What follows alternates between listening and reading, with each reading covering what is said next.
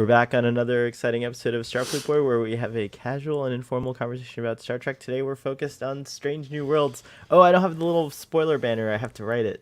It's so bad. I usually read the name of the episode, but it's Serene, Squall, episode 7. Hello, welcome, audience. If we have a few folks joining in, say hi in the chat. Let us know what you thought. Who wants to do the episode summary for this one? Oh, by the way, this is also Hangover, The Next Generation for Starfleet. Andorian vodka is not your friend. What's wrong with my cooking? Look, Cake is here. Yay. Cake is Eternal's here. I think Joel said he's not going to be here. He's working or something, but I'm not sure. Also, I apologize to both What's Wrong with My Cooking and Cake is Eternal, or whoever was there, because I went to Fathery's watch along on his Patreon channel, and I passed out. So that was bad form. Bad form, Starfleet Boy. I don't even remember if there was any conversation or if y'all even noticed, but let me know. I know I shouldn't laugh, but it is funny.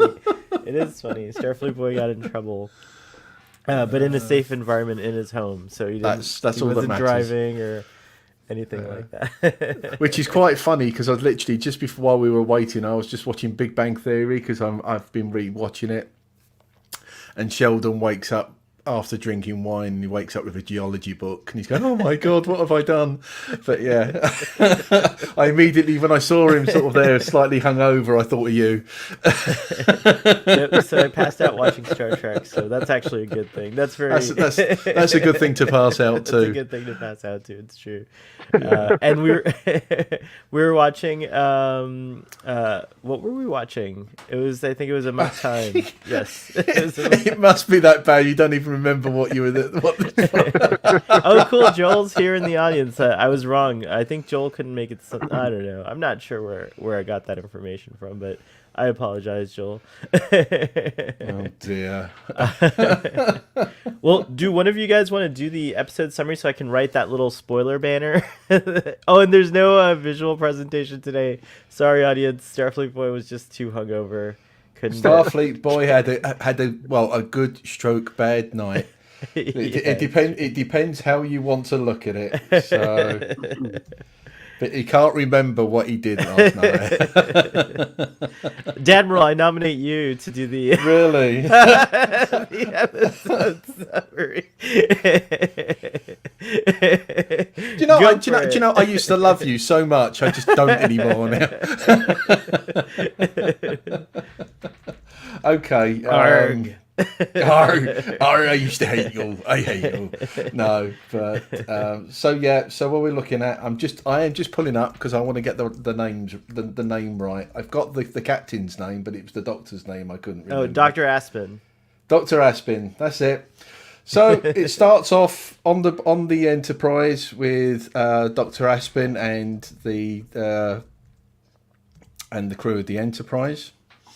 It actually starts off a bit before that with Spock being made slightly uncomfortable by T'Pring, with T'Pring looking at human literature about sexuality. Yeah, that was awesome. That was really funny. He choked on his wine. He did. He nearly choked on his wine, bless him. So obviously because T'Pring thinks that they should explore his human side, which obviously we all know that he doesn't. During that time as well, there is a meal where the bridge crew, Dr. Mbenga and Dr. Aspen are talking about what's going on. We find out that Dr. Aspen was a counsellor in the Federation. And they're talking about settlers, which is just outside the quadrant, outside the reaches of the Federation, and they've gone quiet. The colonies, the colonists. Stuff, yeah. Yes. So there's 3 ships, and they've gone missing. And they've run. Obviously, before they went missing, they needed help. To which Pike said he would help, and to which we find out that Pike's nickname is the Boy Scout, and it is on file. as Una would tell us, which he didn't believe, but he's there. So they decide to help. I thought that was Ju- a nice play. In Star Trek 2, doesn't Dr. Marcus say Jim Kirk was many things, but he wasn't a Boy Scout. Yeah, he says that. He says that. She says that to David.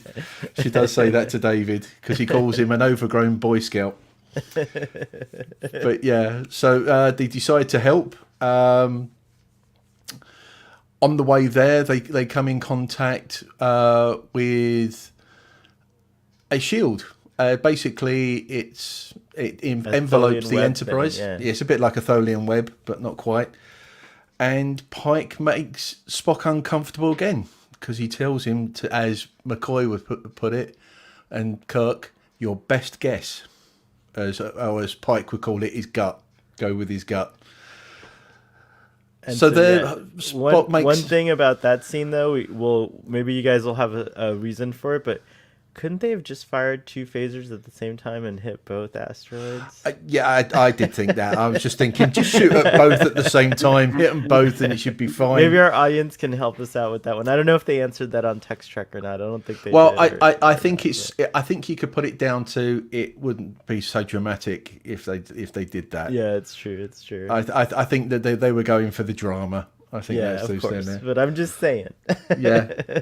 So Spock gets the guess right. Spock gets the guess right and knocks out the asteroid that had the shield generator, and they carry on and they come in contact with the ship, the pirate ship, as they find out, which is called the Serene Squall. Hence the name of the episode.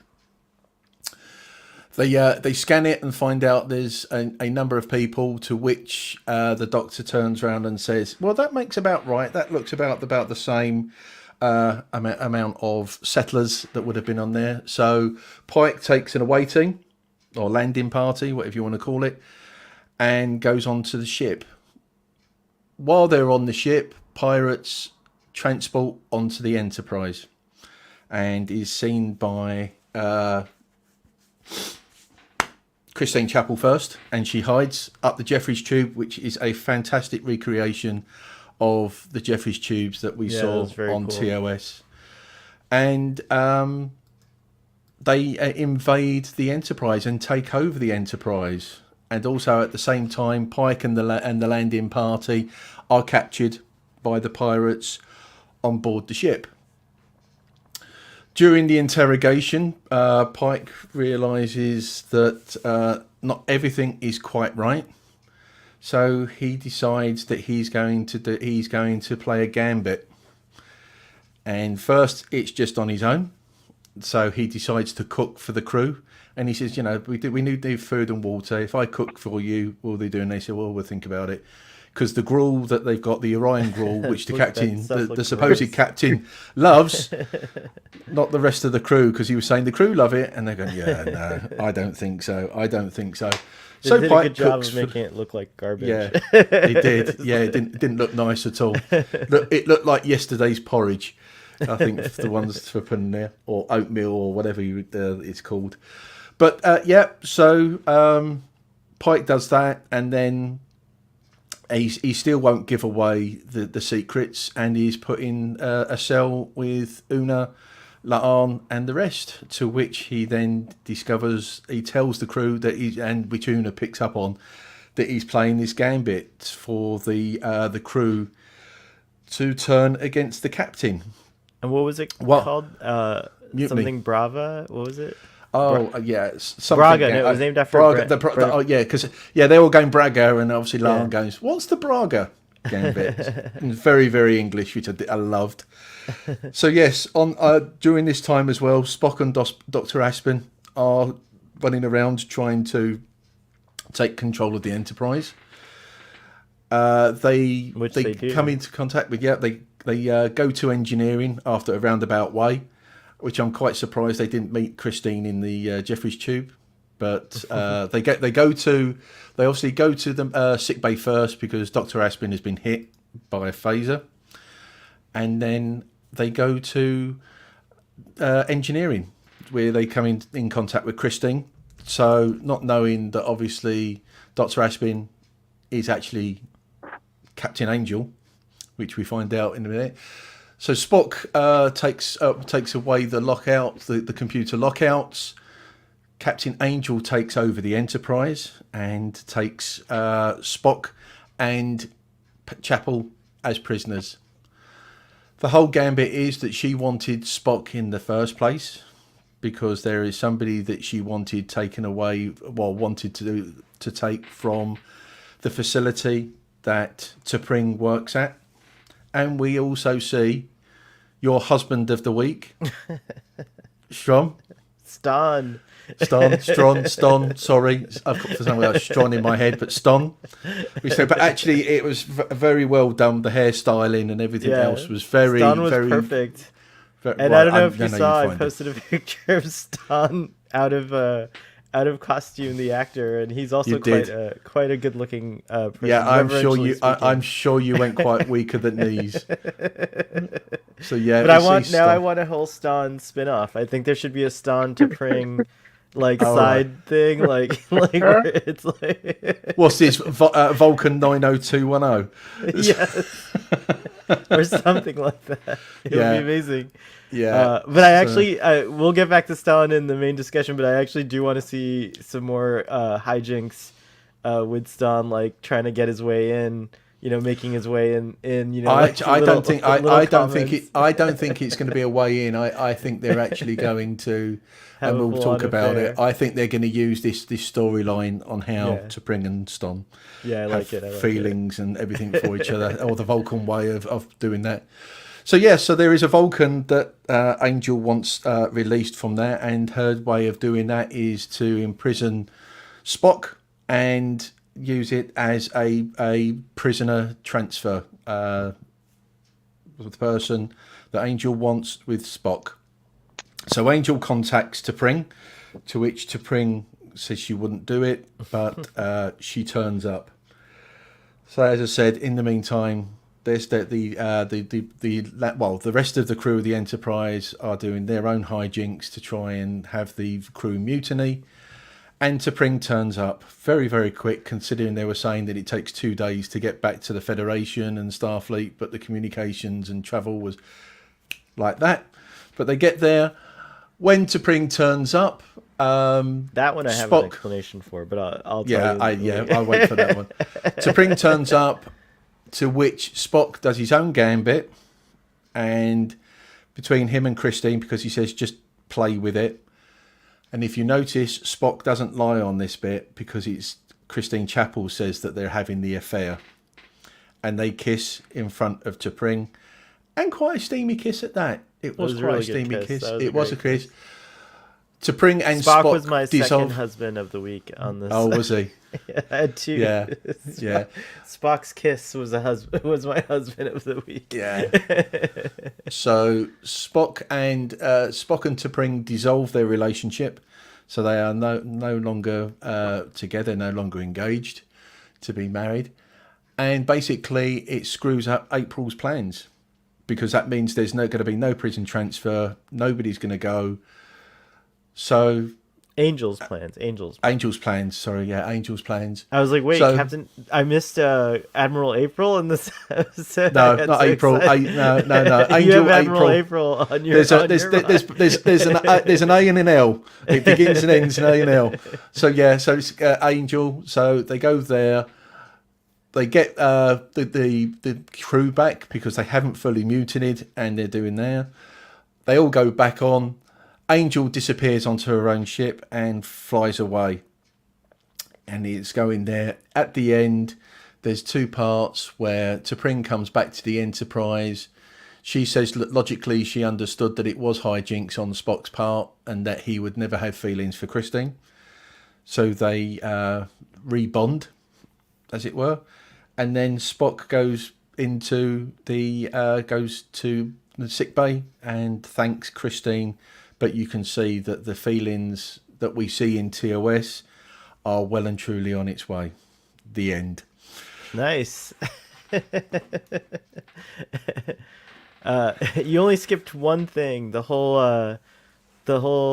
Yeah, but we can discuss that. Oh, okay. That's my excuse. That's true. That's I true. was caught on the up, so But it that was was a just good straight off. summary. It was Cake is Eternal says though that Braxton needs to speak for 10 minutes. Hey, I do longer summaries than Ian. My summaries tend to go on for the whole episode. Yeah. So Well, that okay. In that case, I will shut up for 10 minutes now. And Braxton, was down to you. yeah. Tell us what you well. Braxton and I talked about this on Friday. Have you had a chance to see it again, or are you still you've watched it again? So what do you think of this episode? Any new ideas or new thoughts about it? So I think this is a great episode. I think that La'an should lose her post for two major security failures, dude. Like obviously, Captain Angel was not screened well enough before coming aboard the ship, and then when the pirates came in, dude, they took the ship in like 25 seconds, dude. Like, come on, dude. Like, like, security, needs to be on higher alert than that. She was like, oh, yeah, security, like, never stopped. Bullshit, La'an. I don't think that's true. And then also, we have seen poor decision making by Captain Pike. This is like the second week in a row that we've seen poor decision making where he decides to go, to this other vessel and like check things out. I mean, whatever happened to maybe like beaming in a drone or something? Like a reconnaissance drone. Like, law enforcement does that right now, That's dude. Like they'll true. like take in the drone with like the cameras and stuff, and like the drone can even shoot, dude. You know? Captain So Pike's like a space cowboy. That's the thing. Like he was like, oh, he's so excited. This is the wild wild west. Like he doesn't want to send a drone. he's like, Yeah. oh, In they're not. Pike's defence, Kirk would do exactly the same. He's like, oh, they're So would Michael well. Burnham. Here's the thing: like in the 60s, they did not have drones. They did not. Now That's true. that Now we we're do. Yeah. like right now we have drones, so maybe they couldn't even see the technology that we would have like at the time. So I had a big fault with that. I thought so. The show did a really good job of not giving away Captain Angel. Like, like I've watched it 3 times, and I'm so trusting of her as the doctor, Doctor as Aspen. Yeah. Dr. Aspen. Yeah, it did stick out to me when they were like in the turbo lift coming up to the bridge, and Dr. Aspen was like, "Oh, like you haven't got your like, emotions snipped yet." And that just made me think about like later when she was like, "Oh yeah, like I've been playing on your emotions like the whole time." Yeah. But I thought this was a great episode, dude. It was awesome. It was. I agree. I really love this episode. I think it's hard to pick a favorite this season because they're all so freaking good. And I think I heard someone say that they were preemptively going to give the whole season a 10. And I feel that way too, but I'm not gonna do. I won't do that, but I'm definitely giving this episode a 10. To be honest, you've given every episode a 10, so I think we can safely say the season's going to be a 10. There's just not enough things to ding, you know what I mean? Like there's like little nitpicks, of course, in every Yeah. episode, like we were just pointing out, like certain things like the two asteroid dilemma, and like why didn't they just because later you see like 6 beams or something come out of the Enterprise at the same time when Captain Angel has her like Yeah. fire phasers, all phasers moment Yeah. and stuff like that. But yeah, those little things, they don't, at the end of the day, they don't bother me if the overall story is really good. And Braxton, I want to know who kicked down the door harder, the Borg Queen or Captain Angel? I think the Borg Queen, dude. She still kicked that door down harder than. Yeah, yeah. hmm Did you guys know about the actor Jesse James Keitel before this? I just discovered her because of this episode, but I now know. Well, she's had two. Obviously, she had Star Trek this week, but she also had Queer as Folk this week as well, didn't she? Yeah, and 'Cause I she's saw in the Queer as first Folk. episode of that, and it's wild. Is it? Yeah, it actually takes you through like so many different emotions, and it definitely. I don't want to give spoilers, and just a real quick thing. It touches on a real life event, and it's also very current in some of its subject matter, and so there's both laughter and tears, but it is very rated NC-17 if you're if you're not, it's basically like I don't know. I can't describe it any other way than saying perhaps like this softcore porn maybe, but yeah. So so don't watch it if you get if you're a pearl clutcher like like I can be sometimes, but Dude, what is it on, dude? it's on Peacock. Oh, it's on Peacock? Yes, it's on Peacock. Is it based on, because there was, I swear there was a British program called Queer as Yes, Folk it's on. the Russell T Davies. It's based on Right. that. So yeah, so Okay. that made its way into America with a very successful Showtime show in the was it the 2000s, like around that time. Could have been. I think it was the And that 90s stroke lasted 2000s. Yeah. that lasted like a really I think it lasted like 10 seasons or something. It was Yeah. like a crazy long run. And it was a good show. And that was like a fun show to kind of like for those of us who identify as queer to kind of grow up and stuff. And I thought it was racy for its time, but this has gone like a whole new levels. I was like, wow. Well, I mean, if people to come and watch British that they do go fairly racy nowadays. There is plenty of, as you say, softcore porn near enough. It does get quite close to that. And I'm not complaining. I'm just saying that I'm just giving a little disclaimer for those, because I know some folks in our audience might be like, "What did you make me watch?" So you just have to like, why did you recommend that? So I just don't want that to happen. Actually, I think Jesse had, as Dr. Aspen had, it wasn't one phrase as such. It's the conversation that she has with Spock, where she talks about Spock's duality, and she's going on about being half human, half Vulcan, and they said that's genetics. He said, but I grew up in on Vulcan. She says that's just geography, and I just thought that chat between the two of them was really good. And it is saying, maybe you shouldn't be human, maybe you shouldn't be Vulcan, you should just be Spock. And I think you actually see that that really leads into what the Spock that we know, that he just tries to be the best. Well, actually, no, it's more Spock of the movies. If you look at Undiscovered Country, when he's going logic, it's not the beginning or the end, but it's that bit. And I think that there was quite a good symmetry. You see that conversation there to Spock in Undiscovered Country. And saying that, I thought there were some musical elements which were very much like Undiscovered Country. Oh, interesting. In this episode as well. Watch that again. Another reason to rewatch. Yeah. So yeah, I thought that bit between, as I said, between Dr. Asher and Spock was really quite good. Right on.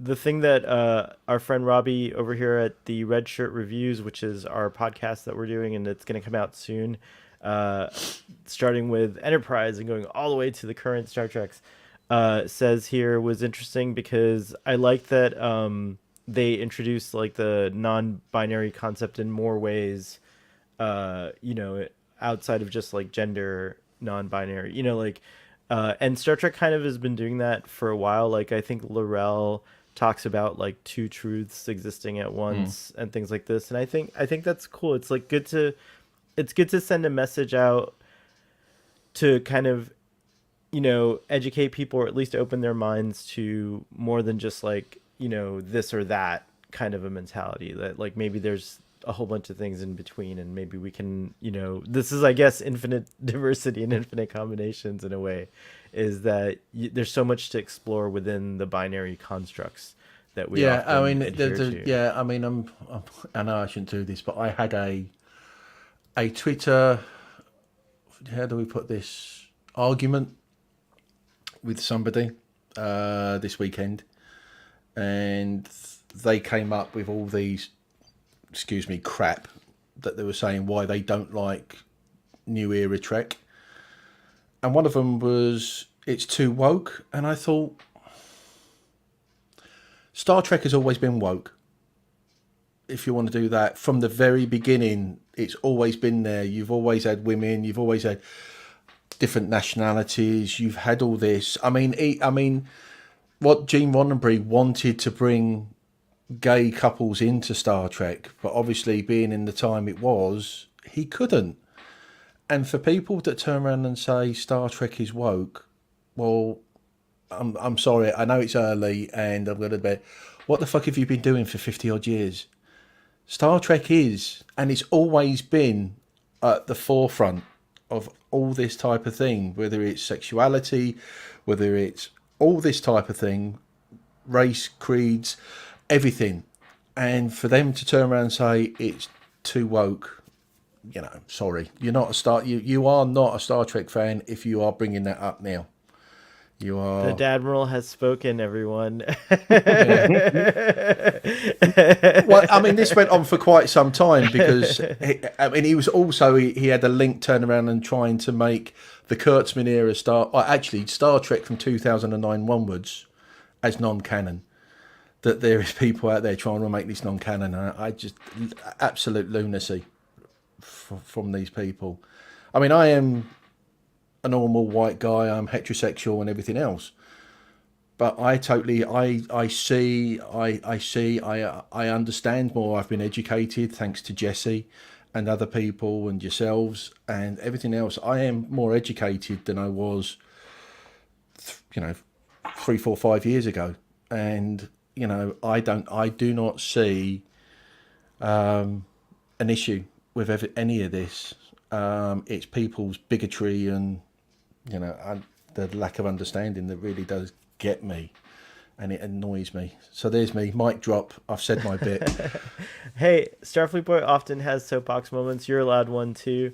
And I agree with everything you're saying. The only thing I would say is that I would just start using that hide button because you don't need that stress. Trust me. I put a tweet. It was Thursday night, and this is the bit where I got called a bot and low life because of my response. See, I because of my responses.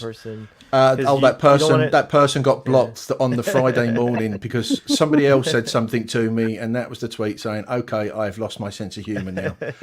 And this person came up with another bit, and I just blocked the two of them, and that was it. So yeah. Well, those are trolls, but we're gonna go back to talking about pirates. And stomp those trolls. I like to do what Michael Okuda has a really good way of approaching, by the way, some of those arguments. Like if you go to his page, he often posts his ideas about things like Star Trek being woke, etc. All these kind of hot words that people use or like to use. And I think he's delightfully brilliant about the way he approaches it. So I try to go. Yeah, my response. Yeah, my response to them was, you enjoy your Star Trek the way you want. Let everybody else enjoy it the way they want. We can, we're all different. People can enjoy Star Trek any which way they want. We never, we tend to agree on this show. We tend to agree with everything else, except for when Marcelo's here. But which, by the way, happy Father's Day to all the fathers out there. Yeah, Marcelo happy Father's Day to everybody. Today, so. Yeah.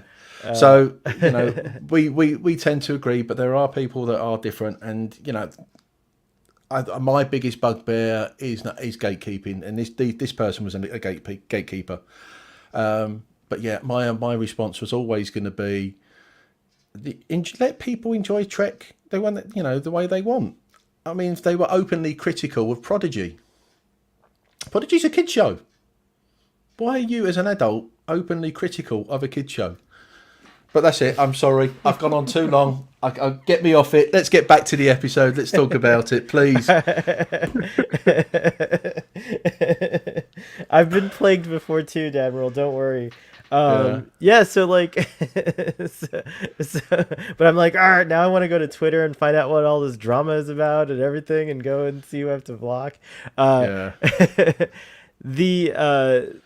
The other thing that of course, the big thing about this episode is Cybok. So what did you guys think of the Cybok reveal? Cleverly done.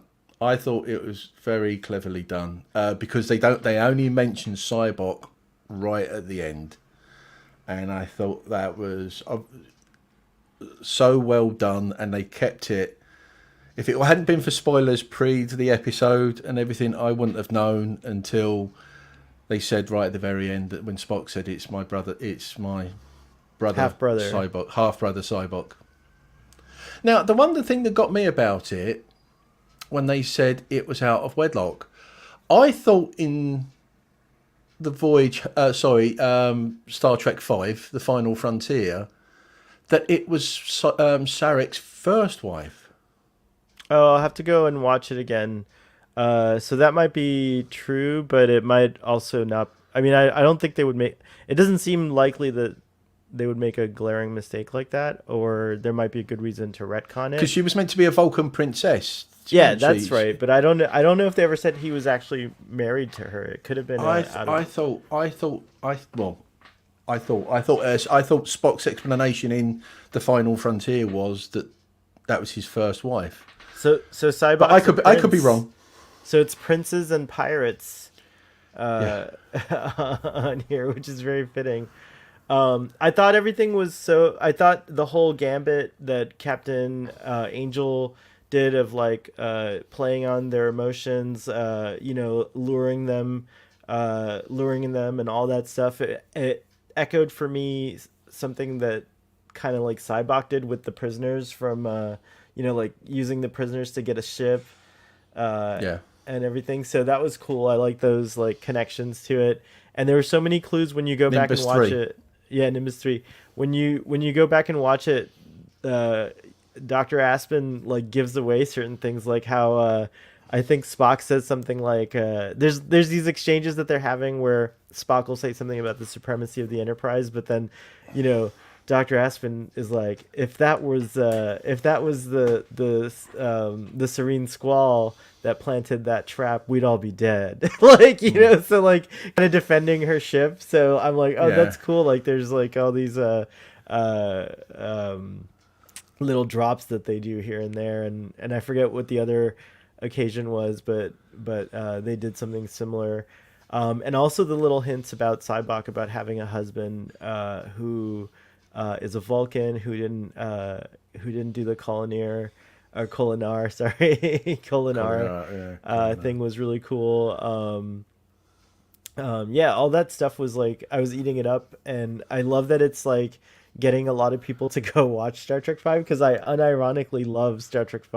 I think it's actually not the best of all the Star Treks, but it's certainly a solid movie. It has like a lot of great moments, mostly centered around Lawrence Luckinbill, who's just awesome as Cybok. He's a very compelling performer, and he has a from the moment you see him and he starts laughing, and then of course in another universe Sean Connery played that character because that's who they originally had in mind. But I think that they did a good job. Lawrence Luckinbill doesn't like exactly look like Sean Connery, but they have a very similar kind of like charm, or like their smile is just like such a good Connery had such a good smile. So Cybok, the man with the ever-changing hair length in that, because 1 minute it's long, then it's short, and everything else the hair. That's funny. I never noticed that. I'll have to watch now. When I watch, I'll have to like pay more attention.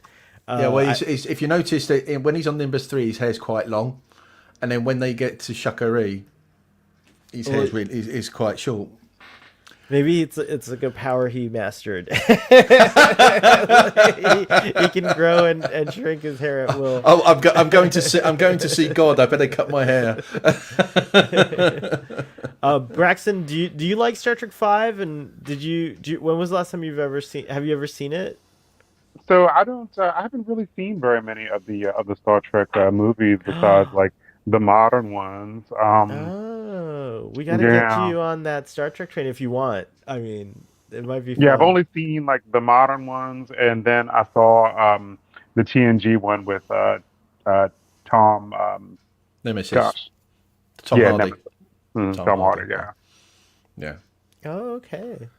Yeah, I remember. I actually saw. You're getting a little Braxton. Yeah, I was serving, and I was posted abroad to Cyprus, and I actually saw Star Trek V in the cinema in Cyprus. Oh, that's very cool. So yeah, it was a very hot day that day, but I still sat and watched it. I think we have to arrange some kind of watch along with Braxton or something. Like, I don't know, Maybe you should watch it your first time on your own. I don't know. I'm It's an very much experience. a show Trekkie, rather than a movie Trekkie. Right on. Well, so then, what did you think of the whole Cybok reveal? Like, did you already knew who Cybok was though through like just like reading about him and conversation and stuff? Yeah. So Yeah, just general, Star Trek like discussion talk, like reading. I've known about Sabak, but I have not seen Star Trek 5. It is Mm. my understanding that he's only appeared one time. So, I think it's interesting to, we've already had like Michael Burnham added to Spock's past. Now we're going to go ahead and add another sibling. I think this is cool. yeah, Um, what's the name that Captain Angel was referring to him as? Zavarius. Hmm. Zavarius. That was a Yeah. cool name. Yeah. hmm it's going to be interesting to see like who he is. I feel like he's got like aliases. He's different things to different people. I don't trust anything that Captain Angel says. I feel like she was lying and deceiving the whole time. Like you were saying that like something about like her past with him. But like I feel like there's just absolutely no reason to believe anything that she says. So um yeah, it's gonna be interesting to see what they give us for Sabak this season or next.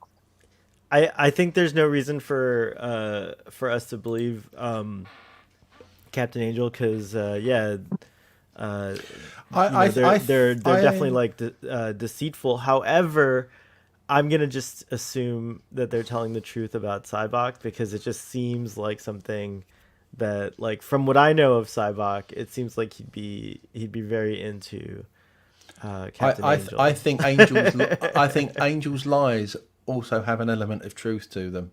Yeah, I think and some of the best sort of the when people are these type of people, they do put an element of truth. That yes, there's a spin on it, and it's not all the elements are true, but there is an element of truth there.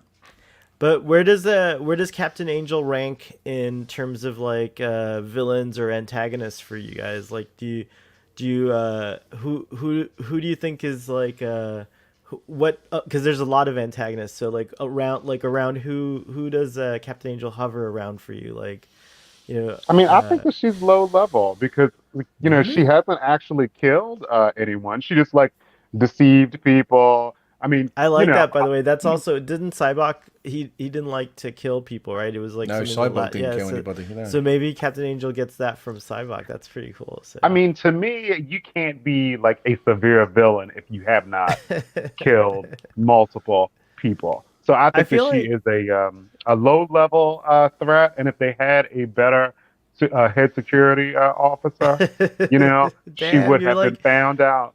you're coming down Dude, hard on Laan there. dude, It's if I like were number one, or if I were Captain Pike, dude, I would have demoted her and I given like her a severe tongue lashing. Jill's right. Cybok maybe gets it from Angel. There's probably a lot of things that Cybok learned from Angel. So yeah, but I think Angel could be the Strange New Worlds recurring character. She could be a bit like Harry Mudd. I I know like that. Yeah. I know Harry Mudd was a bit more comedic, but I think you could see Angel back a few times on this one with different things and everything else. She was extremely intelligent, very conniving, very devious, as we've said, and I think that makes for a great villain in Star Trek, and I would like to see her come back. I really would. And How I would you think guys feel if she hit Topanga when she was trying to free? T'Pring, I love Oh, you call T'Pring Topanga. oh, like I was just thinking about like a future physical confrontation between the two, like when she goes to try to free Cybok. I think Oh, that I would see that, and using the Amok Time music for the fight as well. I think that would be brilliant. I think T'Pring could also use probably is adept at Vulcan martial arts or something like that. So it Yeah. actually might be a good fight. Like I might like to actually see that because like Yeah, right. Like T'Pring could probably like no one thinks T'Pring could fight, but like then she starts I reckon kicking she. ass. I reckon Like... she. I think she should kick. I think she could kick ass. I really Dude, do. I think she's she'd kick probably ass. strong as fuck, dude. Yeah. When oh sorry about that. It's okay. It's It's. I've okay. sworn. I've sworn. You're all right. It's okay. Dude, It was the context. The context was all right. when they Yeah. were fighting on that bridge, the way that Spock was kicking ass, like wow, he was the like, way. The Oh way. The yeah, way he threw that yeah. pirate right across the oh, bridge. I wow, thought, yes, get dude. in. And That the bridge. and the neck pinch. He used the neck pinch about 3 or 4 times as Yeah. well, and that was great to see. Yeah, dude, it was amazing. That was a Wow. really good, well choreographed fight scene. I like Mhm. that a lot. Yeah, and the siege, I guess you could call it, was like the siege of the bridge. I Yeah. love number one going into action and just like locking out the controls and everything like that. And you know, even though the pirates ultimately won, they put up a really good fight. I mean, Spock was awesome, and so Yeah. hats off to. Ethan Peck and his possible Rebecca. stunt person because stunt double because those were good stunts. That was really good stuff. They They wrecked were. that bridge. That bridge is solid too. It doesn't like they like you could throw people around on it and it looks like they hit walls. You know, nothing shakes or anything. It's like No, really I it's yeah, really I cool. think it's solidly built. I don't think it's the 1960s build anymore. No, I it's actually very quite, nice. I also quite like that there was phasers strategically placed all along the bridge. I did like that. So if something like that was to happen, they did have phasers at hand that they could defend themselves. You know, I hated that, the pirates just came in and were on the bridge, dude. Like, I feel like I wanted like two scenes of them encountering three or four security Yeah, personnel. And even if Yeah. they did phaser them down and like stun them really fast, like at least there would have appeared to be security protocols and resistance, yeah. I you agree know? with I agree with Braxton. It was all too easy. It was far too easy, Oh, and I do agree. I think Laon should be severely reprimanded because there was no security whatsoever. There were no red shirts, no nothing, and we still can't have a joke to say the red shirts are dying because nobody's. It's not there, and they should have been there to defend, and they weren't. I mean, oh, so question. So do you think the Enterprise has dots like in the way that Discovery had the dots? Yeah, wait, what I was do. that you cut out? What was the The question? dots, the mechanical dots. Oh, does it? I Why th- doesn't Enterprise have those? Is that no, I what you're think they asking? do because you've got Zephyr and Dot the short trek, and that is on. Oh yeah, yeah, yeah, yeah. So That is on the Enterprise. there are So dots. That's yes, right. there are dots. There are dots. Dude, Yeah, like where why are they? I didn't haven't they seen a single dot. Have you guys seen a dot? Not since Discovery, no. Ah, Or the short trek at that. interesting. Maybe they got rid of them because they control or something. I don't know. Post Discovery. Nah. No, I you think said they were there. But there was only just the one dot on the Enterprise. yeah, but I reckon they're still there. I think we were just not going to see them as much. I I think. think something happened off screen. Like they were all like those poor dots were all decommissioned because they were wonky. They were like, oh, these things come alive. Like maybe we should decommission them. Like since because Starfleet would be scared scared of Well, that. they obviously brought them back because we haven't been Discovery still. So That's true. They brought him back yeah, in the 32nd century. I forgot about that. I love the yeah. dots actually. Father hates them. I think, if I'm not mistaken, like he just hates them with a passion. Well, basically they are Star Trek's version of R2D2, the astromech droids, I aren't they? felt for that So one dot that was killed in this season of Discovery. Remember the one that like they yeah, went into that void in the space or cells. whatever. Yeah, Yeah, inside the warp cells. the anomaly, and then that poor Yeah, thing. Yeah, it was like poor thing. "Wah!" It screamed. Yeah, It was not cool. Um, but yeah, I guess there's no real security shown. I'm just gonna assume I'm gonna give the episode an assumption that security forces were deployed, but that they were subdued very easily because while Dr. Aspen too easy. was on board, they were able to download the security protocols and the security rotations and then give them to her pirate crew, and that's where they actually beamed in, was right in front of the security forces, and knocked them all down first, and then they started going after everyone else in the. So this is your headcanon Enterprise. talking, is it? Yeah, that's my assumption. I'm making I'm trying to come up with a good reason to get Leon out. This is now Leon court, so now I'm Leon's at Jag, I guess, right? I would be the Jag for Leon, and I'm here like Braxton, my client.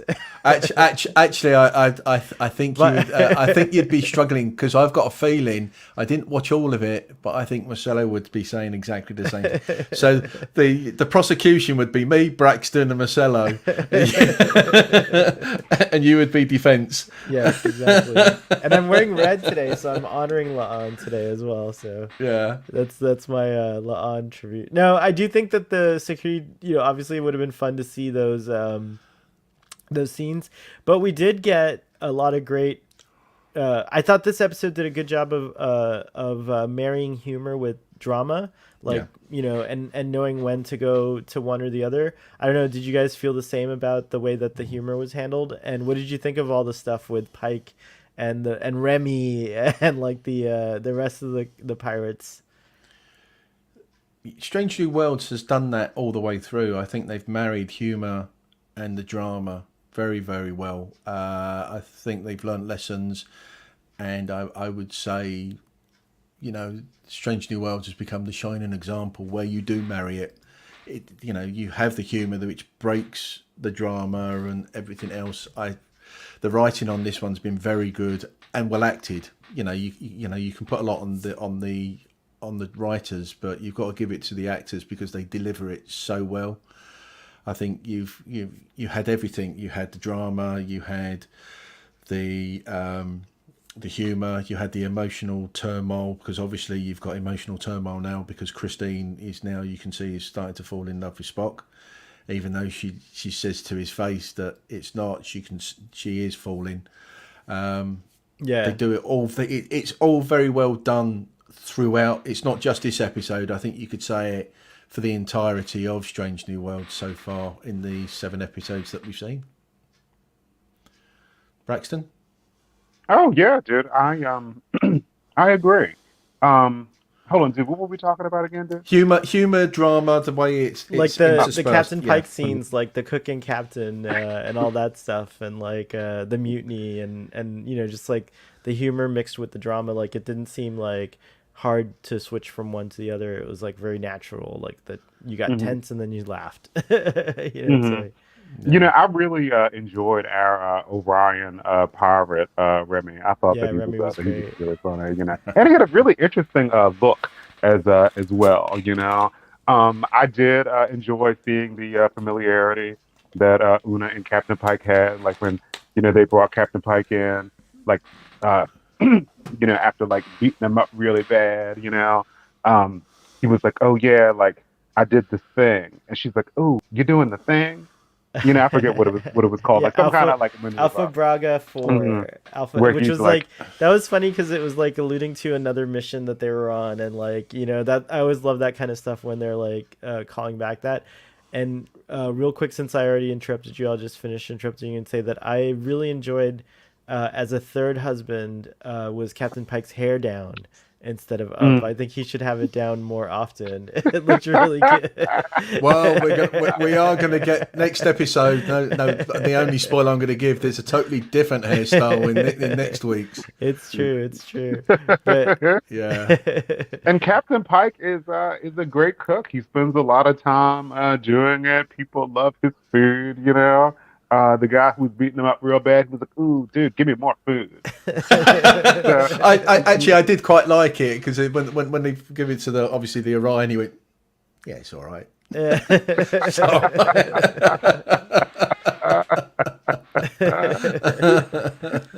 That was so funny. And even it bordered on campy cheesy. I think it was a little campy cheesy actually, but I still liked it and enjoyed it when Captain Pike is like, "Get out of my damn chair," basically. Like he was like, "I'm only gonna say this one, get out of my chair," like that was pretty. and you could see Captain Angel looked like, oh, it's over. I'm defeated. Like that's it. And I just thought it was like, also again, they just continued the humor, the silliness or the camp with the with Pike doing his thing of like you know soft shooting, or what do you say, like shoot it gently, or like you phaser it gently or Yeah, something shoot. like that. It was How like, how do you how do you even shoot do it that? gently? Yeah. The impulse engines, doesn't it? The impulse engines. How do you shoot gently? I'm still waiting for that episode where we start the log off with Ortega's, though. I'm really kind of jonesing for more, even though she's very like, she has such a good presence, on the show already. We haven't really gotten that, captain's log, or the log, sorry, starting with Ortega's Ortega. yet. So I'm dying to get more of her story. You're saying about the Ortega bit, which I loved when they started on about first date, third date, blind date. Because he's saying that, he said, "How close do I get? First date or third date?" And he went, "Blind date." And she went, "Okay, I'll be there." And then when she's going through the asteroid field, she said, "Oh no, he's doing this manually. We're on third date bit here." We're doing and I just love that. That was really well done. And that was cool, like showing the piloting scenes on the show. This isn't the first time, but like showing the manual piloting and all that stuff. It looks really good and cinematic, and it fits. Oh yeah. Like they make it look like, it does feel like, the sequence is like really on point and stuff like that. So the show gets a lot of things like the flight really sequences right with the flight sense. sequences, the Enterprise in Strange New Worlds is the best ever, because you don't really see this in the movies in the Kelvin timeline. You don't see it at all with the Enterprise, but what they've done in Strange New Worlds has been absolutely fantastic. Way it glides and comes through and going and missing asteroids. Yeah, As I said, they've I mean, done Star it a Trek couple of Beyond times. did a really good job. Like when the Enterprise is going through that hazy nebula thing, and like there's asteroids. Remember, like Yeah, but not to the point of it's done Right. in Strange New Worlds. I think it was they showed snippets, but in Strange New Worlds you get that you get the good couple of seconds to really get to see the Enterprise really,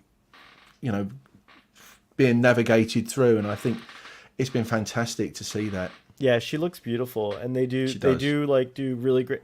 All the like sequences, like where the externals. I mean, they did say that the Enterprise was going to be as much a character, I think, in the show, and you do get that sense or that Well, feeling. she is a beautiful ship. Oh, Yeah. no. It's true. It's totally true. You guys talked about, someone mentioned Christine and Spock, and like the unrequited love type of thing. I thought it was interesting though that Spock said the same thing to both T'Pring and You know Nurse me Chapel, well. which is like, yeah, you know me well, and it seemed romantic when he was saying it to T'Pring. So I thought like, oh, like maybe Spock was going to confess something or talk about the feelings, and maybe there could have been like an open dialogue, and there were things that maybe he wanted to say more, but Christine kind of just like cut him off, and like was like, she was just like, no, I know what you are, you're a good man, like you wouldn't do anything like that, and just kind of like doesn't give him an opportunity to really say something. Or when he was saying that, I know humans like to talk about their feelings, I think he was talking about himself a little bit. He was definitely projecting, and maybe his human side wanted to talk about his feelings too. So I thought that was an interesting scene, and it's fitting, I think, in many ways, because I think that it shows the type of person Christine is, who I love, by the way. I love Nurse Chapel, in this, finding out about this part of Nurse Chapel and exploring her character. I think Jess Bush is just doing an amazing job, and she and Ethan Peck have an amazing chemistry together. But so does the actor who plays T'Pring and Ethan Peck. So it's like it's a wild thing. I guess we're gonna get Well, obviously, we're gonna get like a lot of intriguing Ethan Peck, romantic things between. Ethan Peck these seems to guys. be a very easy person to work with in scenes, because that was just the way he is. Obviously, he comes from great lineage with his grandfather. Yeah, I wonder how But- much his grandfather imparted on him in terms Yeah. of So, acting but knowledge. you see them, and it's everybody. You've seen it with Rebecca Romaine. Anson Mount. They all work so well with Ethan Peck as Spock, and I think that really is a credit to Ethan Peck. He's crushing it because Spock has always been kind of like the show stealer of Star Trek, and Ethan Peck steals the show when he's on He screen. does. He's really good, yeah. He's following Leonard Nimoy's Yeah, lead, yeah, I definitely. would say so. Thank You know, goodness. thinking about that, Yeah, go ahead. Yeah.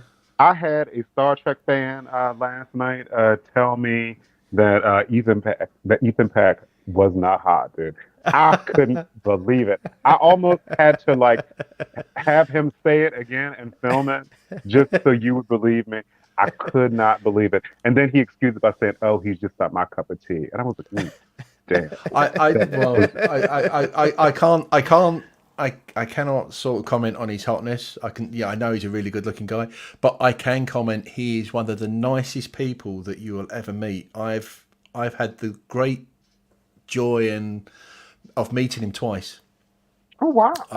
I met him at DST, and obviously I had my photograph taken with him, but I also met him on the cruise. Oh wow!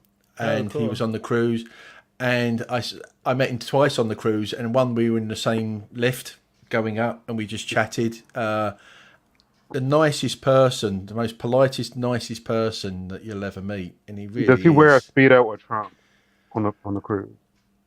I couldn't say because I wouldn't know. He was wearing shorts and a t-shirt when I saw him. Okay. Next time you need to stalk Ethan Peck for me and Braxton, so that we can and take pictures and send them to. No, I'm just teasing.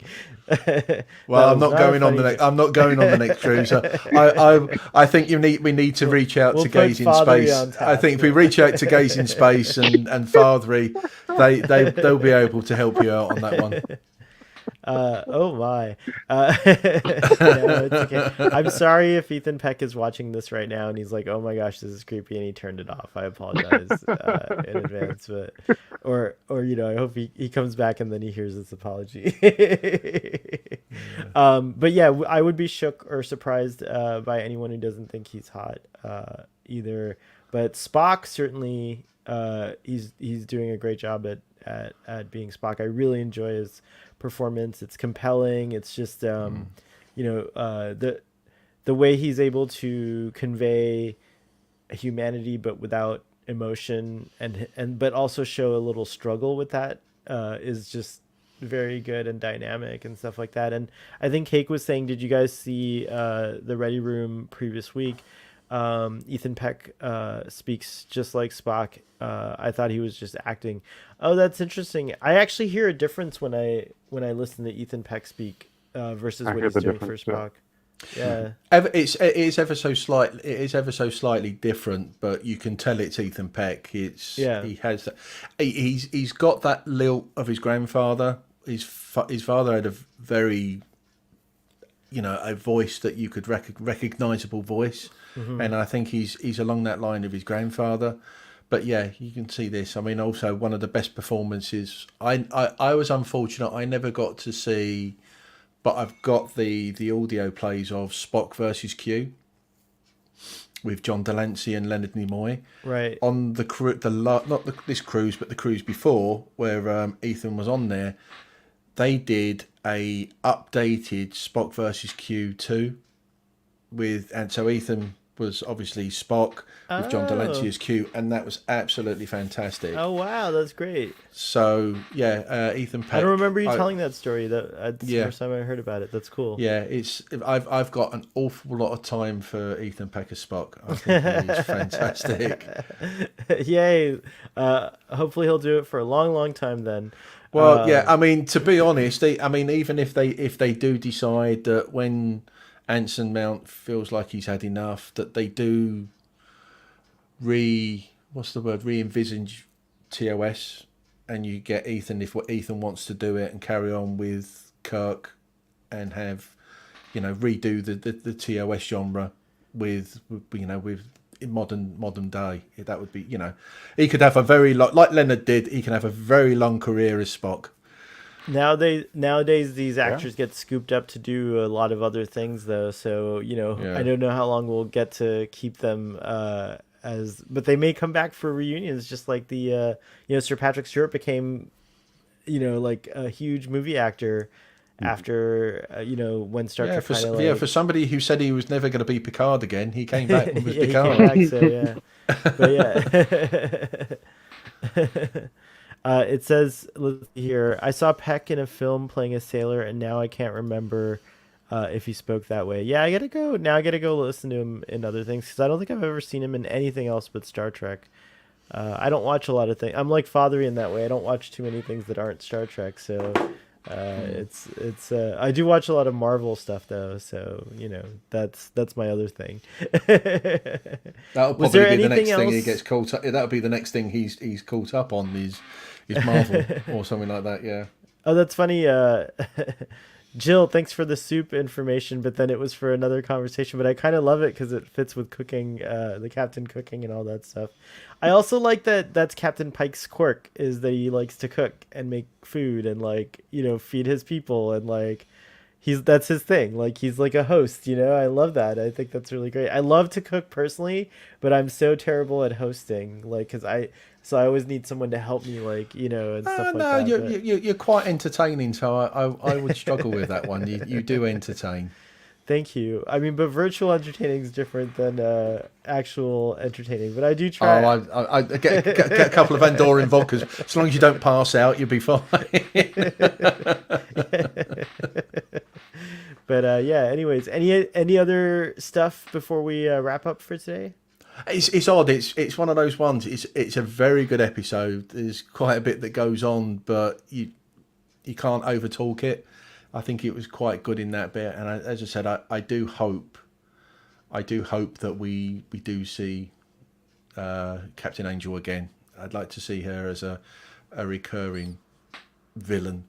In what capacity could we see her besides her like furthering, her mission to free Saba?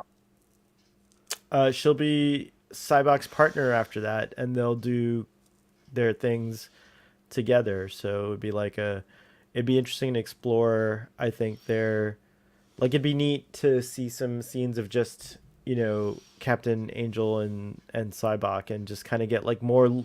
So like Cybok starts this thing called the Army of Light, and he goes. He's like on a quest to find the Vulcan version of the Garden of Eden or Paradise, and it's a planet called Shakari. Shakari. Yeah, and so he steals the Enterprise to do that, and so it'd be neat, I think, to see him getting into that, like to see what gets him into that quest. And I have a feeling because Captain Angel doesn't exist in the future that something's going to happen, and Cybok could possibly lose Captain Angel. So that might be interesting, kind of like from a dramatic perspective. So I'm just laughing at what's wrong with my cooking. Just said, please don't give the whole summary for Star Trek 5. I'm trying to entice Braxton to watch Star Trek 5 so he can check it out. So we'll see.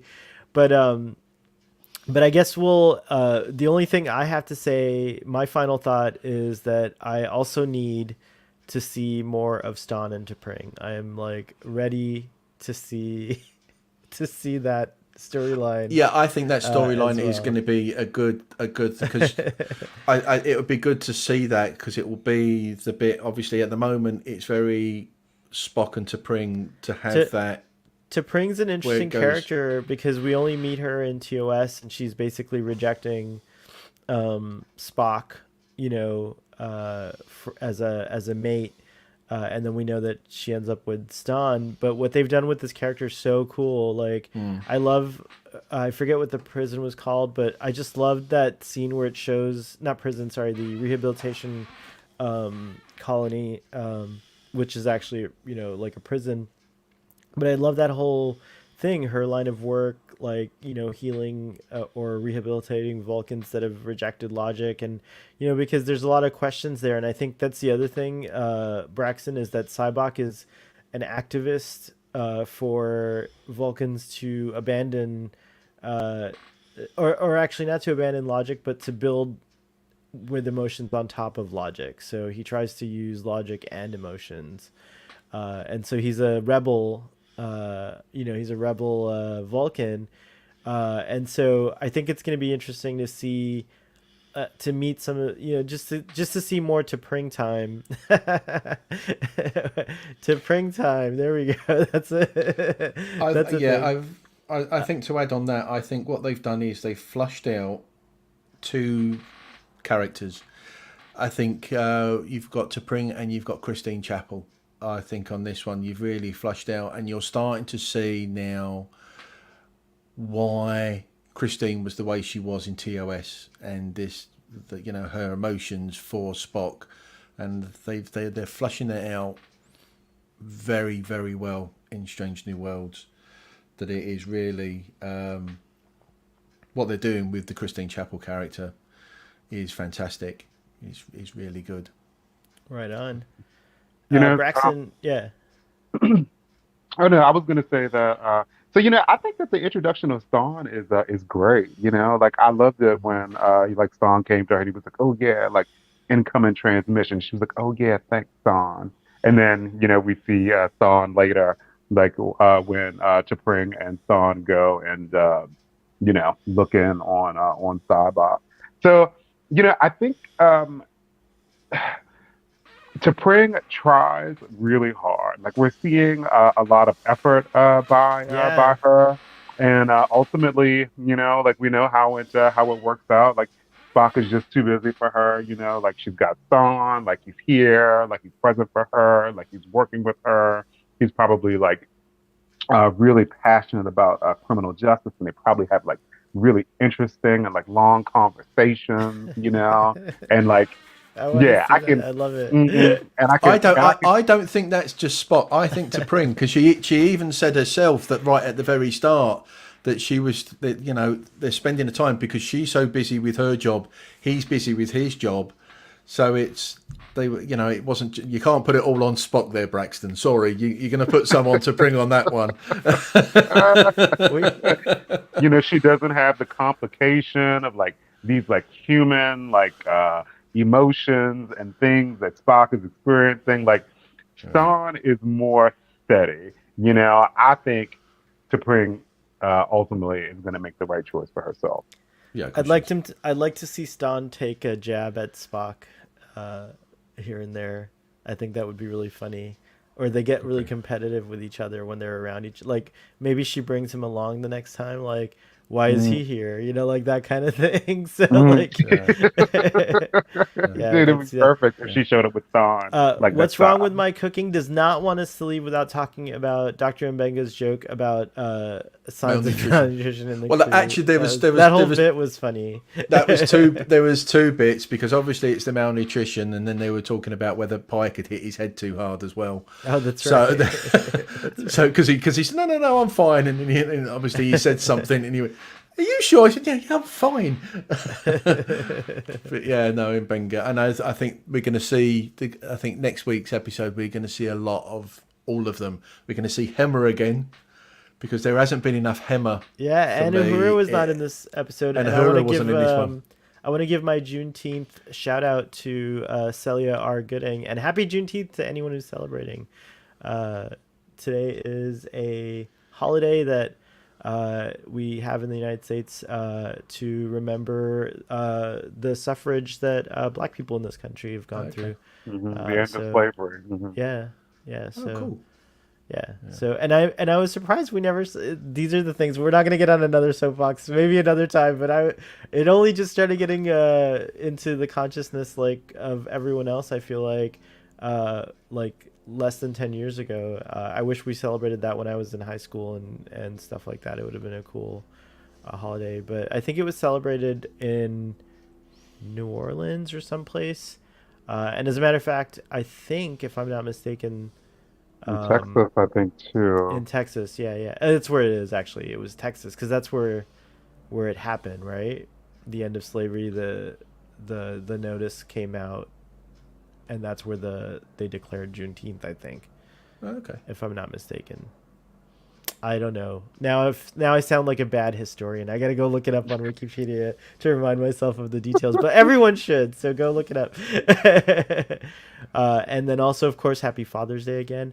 What do you guys give this episode? I already gave my rating. It's a 10. What am I going to give it? I think I am going to give it an 8.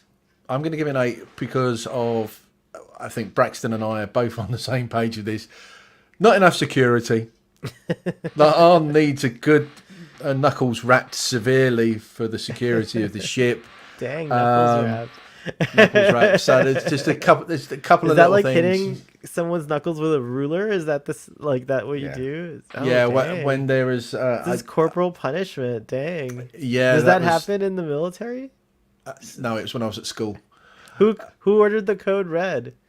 Yeah, no. Obviously, when I was growing up, You can't handle the truth. I'm sorry. No, when I was at school, you still had the cane, you still had the slipper, you had all those type of things, and that still went on in the early 80s. So I got hit I'm once old. by a teacher in the 3rd grade, and my father said that she told her if she ever hit me again, that he would also hit her, and so then she never hit me again. So. The corporal punishment is no more, but the rap and the knuckles, it's something that is relevant in history and obviously from when I was a kid as well. But yes, it used to be a ruler on the back of the knuckles. Bang. Wowzers. Yeah. I'm glad I Yeah. grew up outside of that. Yeah, what do you give it, Braxton? This episode gets a 10 from me. Woo!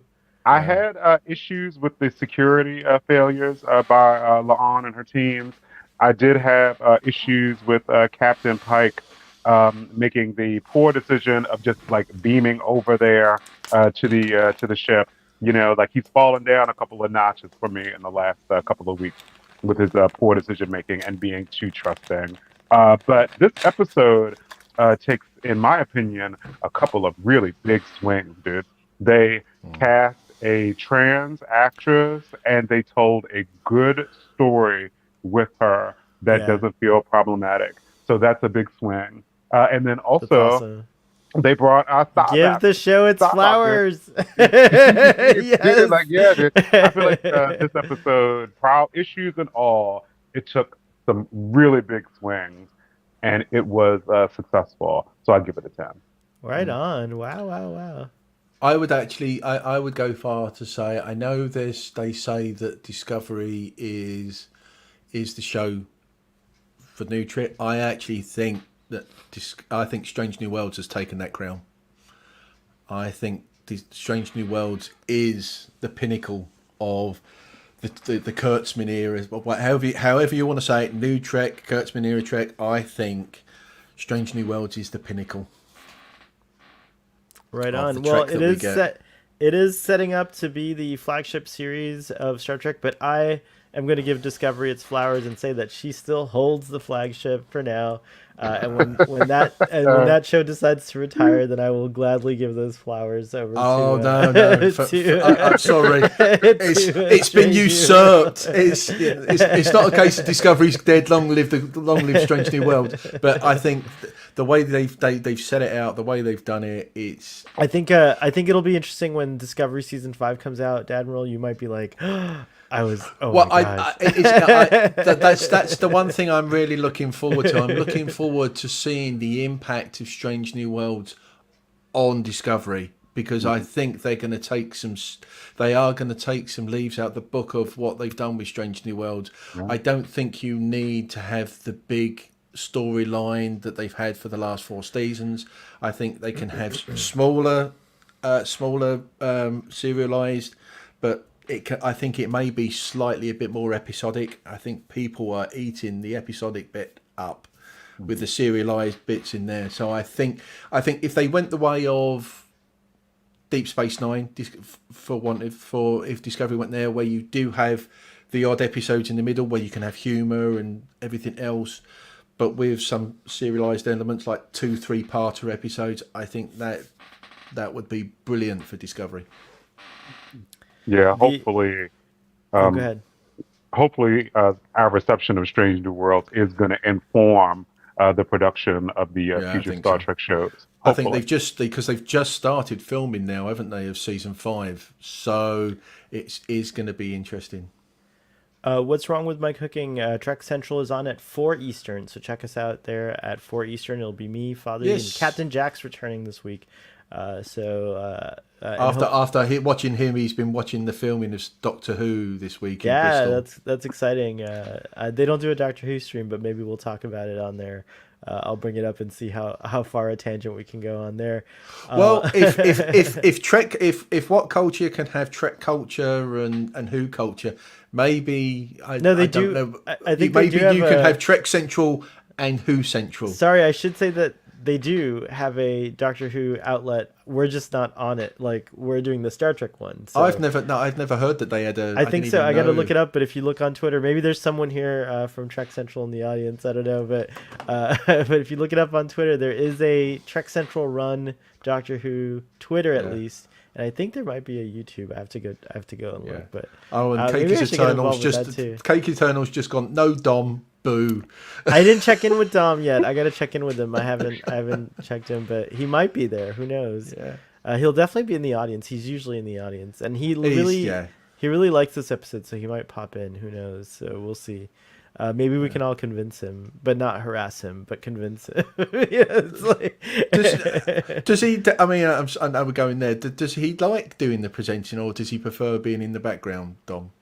Oh, I've never asked him, but I have a feeling he likes it just fine. He doesn't seem to exhibit a disdain for it. But it just seems to me that he seems to be. I mean, I know Dom. I've met Dom. He's one of the nicest guys you've ever met, and I know what's wrong with my cooking. Loves his voice, but it seems to me that he's happy to be in the background and provide all the information as opposed to presenting as such. I mean, I think he likes presenting. I'm just gonna say that. I'll leave it at that. Dude, maybe we'll have some... What's that? I said Dom's voice is silky smooth. Dude. Yeah, I like hearing Dom's voice. Yeah. And obviously, as Cake is Eternal said, he is very knowledgeable as well. He does know his stuff. Yeah, he does know his stuff. He's got quite a brain on him. Him and Fathery are the two folks that have they can just kind of pop things out like right away when you ask them about it. But yeah, check out Trek Central. I've just heard what's wrong with my cooking. Says that Jack is rapid speech. Am I too fast? Am I quite with my speed, or do I go too quickly? I don't know. I think that you speak just fine. I can understand you. Sometimes maybe the audience will tell me. The only person sometimes is my friend Geek in Review. Sometimes I struggle. He's fast. He talks very fast, but I understand Jack just fine. I think I just have heard him speak enough that I understand his cadence and everything. But yeah. Fair enough. But I don't know if British people, do you all talk fast? Are you fast talkers? We can be. Because we are here on the East Coast of the United States. I feel like we talk very fast, right, Braxton? Yeah. Mm-hmm. Some people do. Yeah, we're fast talkers. Fast. The Scots tend to be a bit faster, especially when they get into something they like. They really do. They like a machine gun. Sometimes they'll go. But yeah, this is descending. So we're jumping the shark now. I think all of my guests have silky smooth, hot voices. By the way, except for Trek on the Tube. That guy. That accent is trash. It's garbage. Like I don't know. You had to get a dig in there, didn't you? You had to get a dig in there. No, he's. Mind you, saying that, I got a dig in with Ruben today, so I'm not going to say so. But so tens from the audience, lots of tens, lots of high ratings, and then let's see here. Oh, so Jill says you do not talk fast at all, so you're fine. No, yeah. All right, folks. What's going on in your world? Oh, wait, I got to play. Hold on a second. Here we go.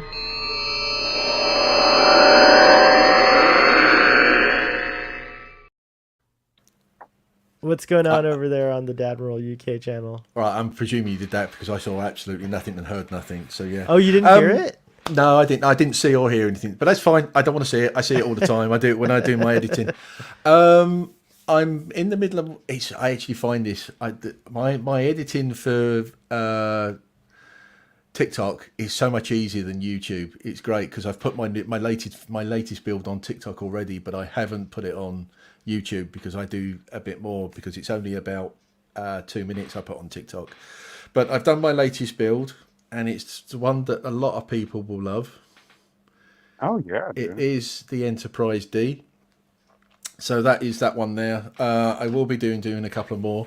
But yeah, I can be found on Twitter, I can be found on Instagram, TikTok, and YouTube. And it's the Dadmal __ UK where you can find me. My TikTok is a little bit more than just builds. I do tend to put a bit more, but it is all Trek related. I haven't been on TikTok. I got to go on TikTok and. So yeah, I've actually started putting trailers. I actually just today I put the trailer for this week's episode. I've put on the trailer for Paramount Plus because Paramount Plus finally lands in the UK and Ireland this week. Oh, great. It does, but I have to say Paramount's branding and putting it out there has been diabolical. It's been awful. You blink and you'd miss it for what they've done. I actually got told today I'm putting more content out to say that Paramount Plus is coming this week than Paramount themselves. So yeah, Yikes. but yeah, that's me. Wowzers. People in the UK can now see the Vivian be successful on Drag Race All Stars. She's Okay. on it and she's playing and she's competing very well through like the first like 5 episodes. So now you guys can like get caught up with your girl. Starfleet Boy Fair can enough. finally catch up with all this TV that he's been missing out on because Starfleet Boy doesn't serve on his starship anymore. so, so I'm at the base for a few weeks or who knows how long. So I'll be catching up on Drag Race for sure. Are you going That's to get awesome. a bit more into your photography? I know there was a big shout out for your photography on Twitter Yes. this weekend. Yes, So I already have a lot of interest, so I'm going to pursue that. And I used Great. to do that before, so Yeah, I I'm know, not yeah. feeling too bad. Good. Yeah. You know, the Admiralty, sometimes they decommission, certain ships, and you can't do anything about it. That's No, what you these get for not things. serving on Some the... things get decommissioned, and And yes, unfortunately, we get done yes, there. Joel, But yeah. I'm gonna definitely watch Voyager. I'm excited to watch Voyager. Do you know what? I have only ever seen Voyager once.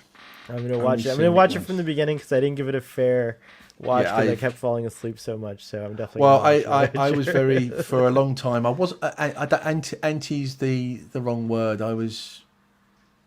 Yeah, it didn't float my boat for want of a better phrase. But ever since the autobiography, the Janeway autobiography, I've seen it in a slightly different light. But I do need to start watching it again and see it for a second time.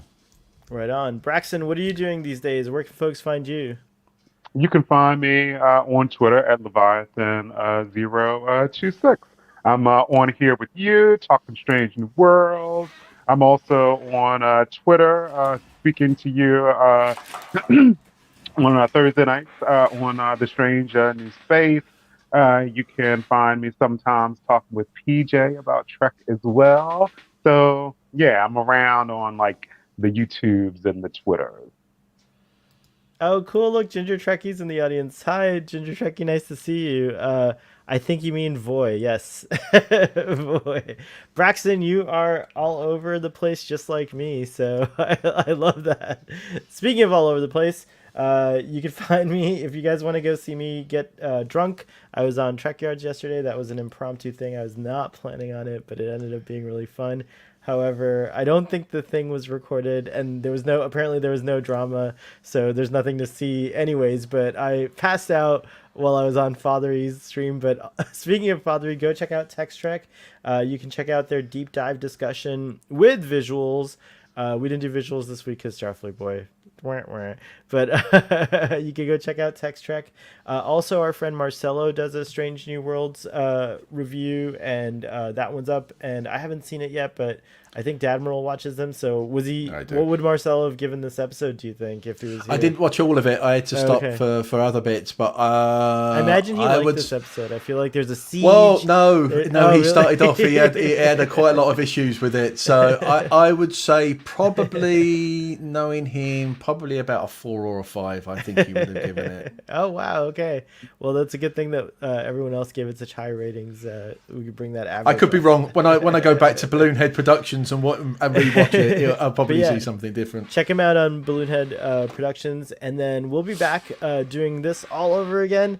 We delayed TOS this week, so it's going to be back again finally next week, and that's on Saturdays at 3. Thursdays we do a Twitter Spaces, and then Sundays we do this discussion. And next week on Friday after Text Track, we're doing our finale for Obi-Wan Kenobi, which I'm very excited about. So live long and prosper, folks, and see you in about an hour on Trek Central.